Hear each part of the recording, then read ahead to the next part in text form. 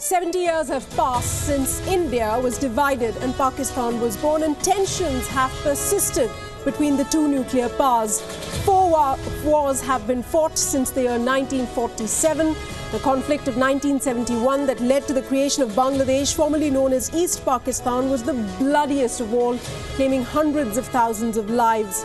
But there have been glimmers of hope in the constant back and forth between attempts at dialogue and frequent spats, with tensions surfacing even on the big screen and the cricket field.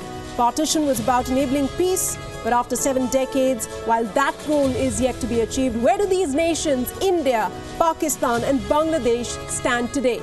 That's the big story tonight on Gravitas. I'm Sana Khan. Here are the headlines first.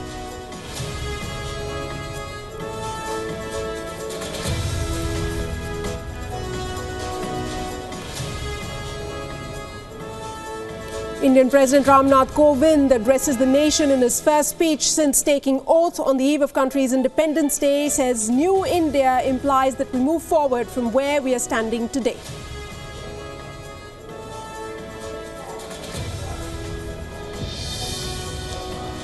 One more death in the Gorakhpur hospital. The toll rises to 64. NHRC orders for a detailed report within 4 weeks' time.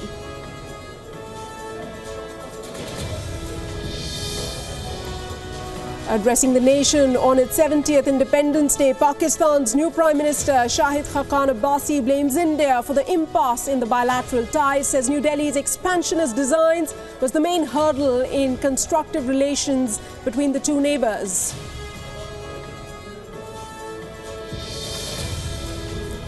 Even as tensions continue to build up on the Korean peninsula, South Korean President Moon Jae-in meets visiting top US general to discuss the North Korea issue. China appoints new envoy to help defuse the crisis.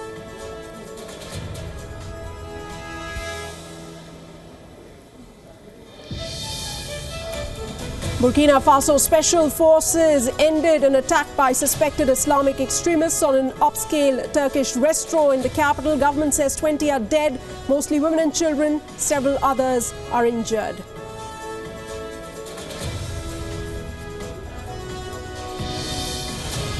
In Nepal, at least 12 people killed in a landslide, taking the death toll in the floods and rain-related calamities to 78 across the Himalayan nation. Officials say all the 35 stranded Indian nationals have been rescued. And more than 300 people die in Sierra Leone following flooding and mudslides. Hundreds more may be dead, according to the Red Cross. Reports say an estimated 2,000 have been rendered homeless.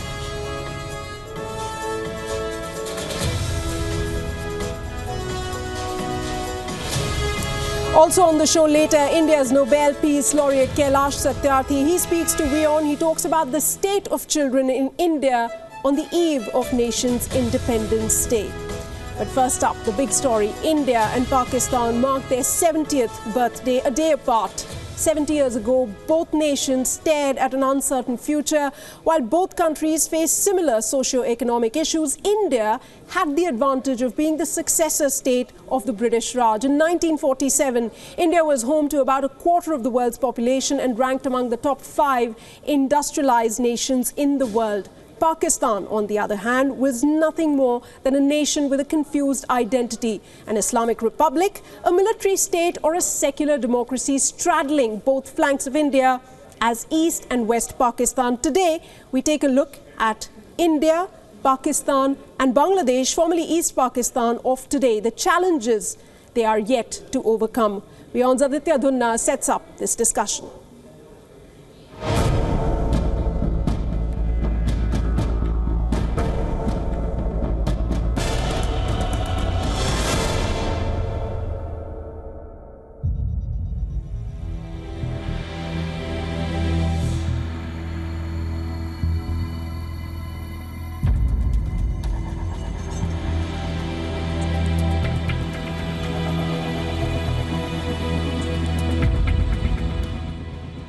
Indian troops at their posts on the line of control, their eyes fixed firmly on their mirror images across the border. There is an uneasy calm on the border, until shattered by the sound of a bullet fired. Until August this year, there have been more than 200 ceasefire violations by Pakistani forces. The tense situation on the line of control is a reflection of the present relationship between India and Pakistan. Day when India takes her place as a free and independent dominion in the British Commonwealth of Nations, I send you all my greetings and heartfelt wishes. 70 years ago, the British left the Indian subcontinent with 3 divisions. India and Pakistan were created. While India occupied territory, Pakistan was physically separated into 2 exclaves. The next 20 years were full of turmoil. Post-independence, more than 1 million died and almost 15 million were uprooted from their homes in riots.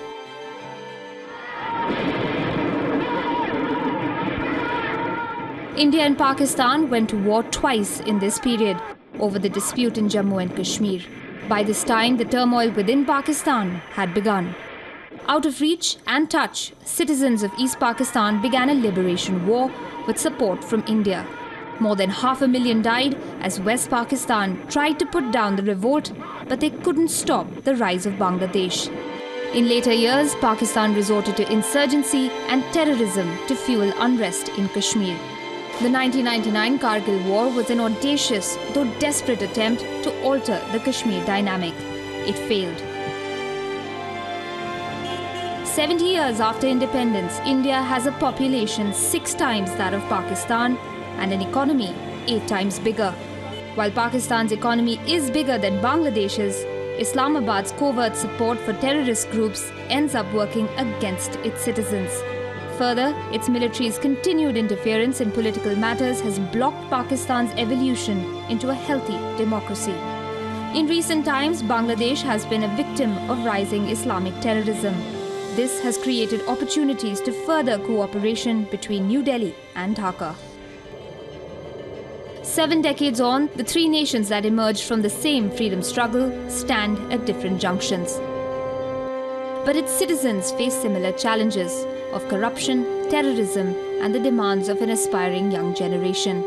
The path that each of these nations will take holds the key to South Asia's destiny. Bureau Report, WION.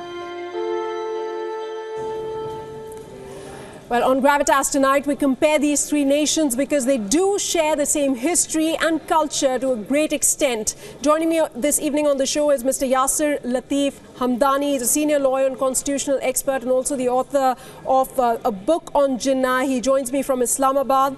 Ambassador G. Partha Sarthi, former Indian High Commissioner and former information advisor at the Prime Minister's office. He joins me live from New Delhi. We're also hoping to have been joined in by Mr. Shamsher Chaudhry from Dhaka in Bangladesh. Let me start by asking you, Ambassador Partha Sarthi, how do you see India at 70 today?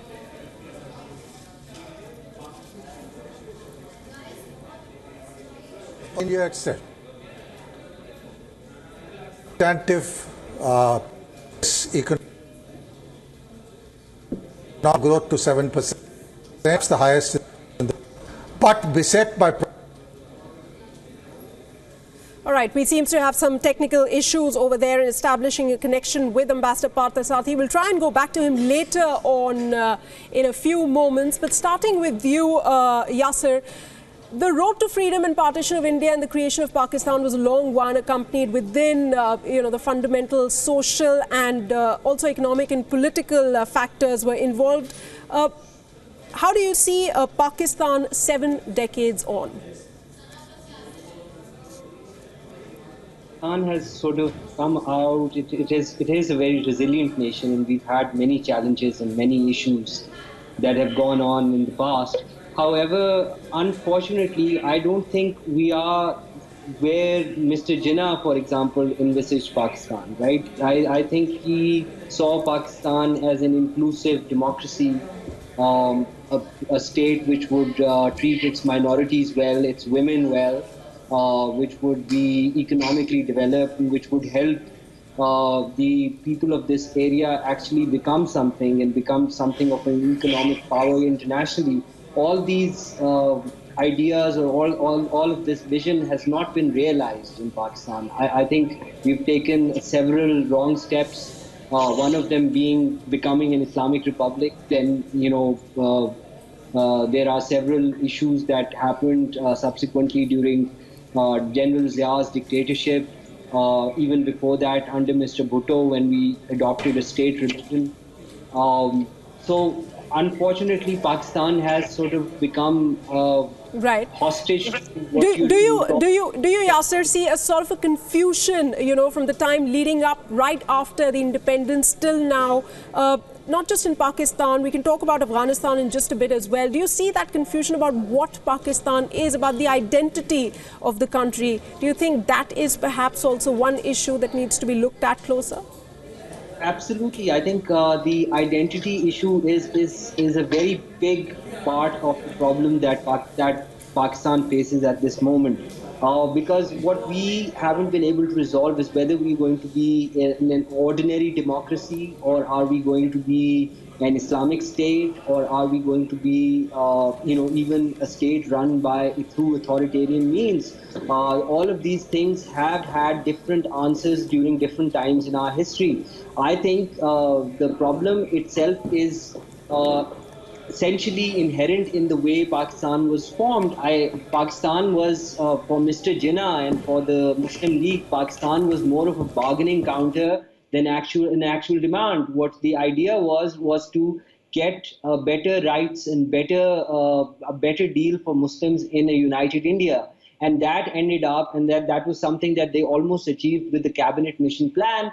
But unfortunately, that cabinet mission plan didn't work, and there was a separate state created. Now, when that separate state was created, Mr. Jinnah gave a very clear vision during his 11th August speech, where he said that religion would have nothing to do with the business of the state. Unfortunately, he died too early for that vision to have taken root. So what we've had since September 11, 1948, since Jinnah's death, are leaders who have leaned increasingly on religion to define the state, and that has led to disaster. All right. Thanks for sharing your views, Yasser. I'll, of course, try and go back to our other guests on the show. But first up, a closer look at some of the numbers here for our viewers. Now, it's important today to not just look back, but also look ahead, as the three nations born out of one now have three separate identities, and their future is shaping up in a manner which is not only distinct, but also dependent on each other. Now, out of all these three countries, India has the highest recorded population in terms of numbers until last year, while India has grown to be a country of over 1.3 billion, Pakistan with less than 200 million, and Bangladesh with 163 million are far behind. In terms of life expectancy, an average Indian lives to just over 68 years of age. In Bangladesh, the life expectancy figure is higher by 4 years to 72 years. In Pakistan, Pakistanis live on an average to 68 years. So 66 years, I beg your pardon, that's around about the same. Now, another important indicator is this Human Development Index, or HDI, which was created to underscore that people and their capabilities should be the final criteria for deciding and assessing the development of a country and economic growth alone. India's composite HDI is 0.609 as against Pakistan's 0.538. India ranks 130th worldwide in HDI. If you go by 2015 figures, it's 131 as per the latest figures. Pakistan's ranking is worse at 147. Bangladesh finds itself between the two at 142.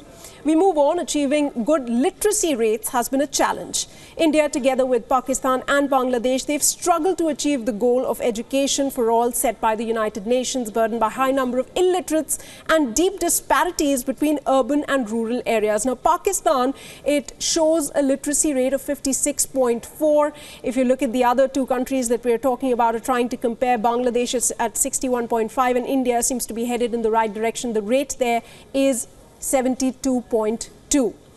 And if we were to look at the gross domestic product of these nations, Bangladesh emerged as the second fastest growing economy in 2016. It maintained a steady growth rate above 6% since over a decade. In fact, Goldman Sachs had termed Bangladesh's economy as the miracle of the East, while a World Bank report of 2016 finds Pakistan's GDP growth rate is lagging behind that of India and Bangladesh both. India is the fastest growing economy in the region, and Pakistan sits behind Bangladesh and Bhutan and Nepal in the growth rates, according to another study. If I may try and go back to Mr. Yasir Latif Hamdani over there, we're still trying to get through to our guests in Bangladesh and New Delhi. But what, according to you, in the past 70 years has been Pakistan's biggest achievement, Yasir?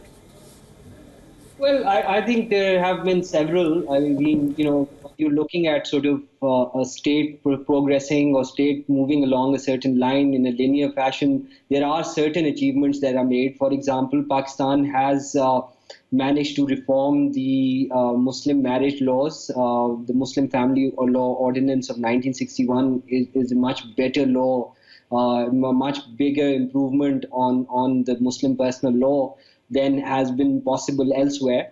I think that's the same case in Bangladesh, because they inherited the same law from us.